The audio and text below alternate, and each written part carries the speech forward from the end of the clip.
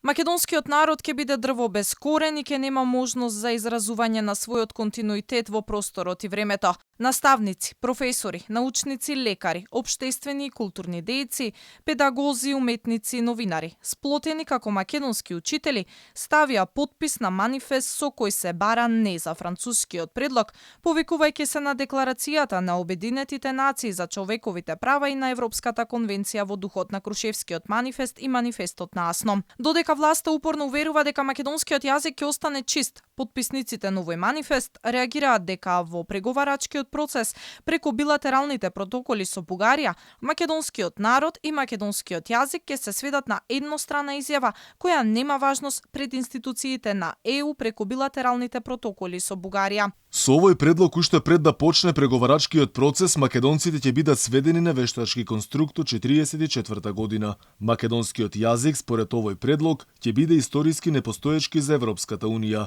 Предлогот наведува дека Европската унија ќе ги земе предвид со одветните еднострани декларации на Бугарија и на Македонија за македонскиот јазик, а содржината на декларациите за македонскиот јазик не се соопштува. Како што ни е познато, бугарската официјална политика одсекогаш тврдела дека македонскиот јазик не постоел пред 44-та, но сега тоа ќе го верификува и Европската унија, бидејќи во сите идни документи на ЕУ каде се споменува македонскиот јазик, ќе биде додадено во согласно со Уставот на Република Македонија, додека Република Македонија ќе мора да изјави дека македонскиот јазик, како што се наведува во незиниот устав, е официјален јазик на државата кој е кодифициран од 1945 година. Македонските учители го повикаа државниот врв да застане на страна на македонските интереси и да отстапи од согласноста за францускиот предлог со кој македонскиот народ е предмет на омаловажување и понижување. Потписниците на манифестот ги потсетија и европските челници на вистинските европски вредности и повикаа да не се промовира спротивното.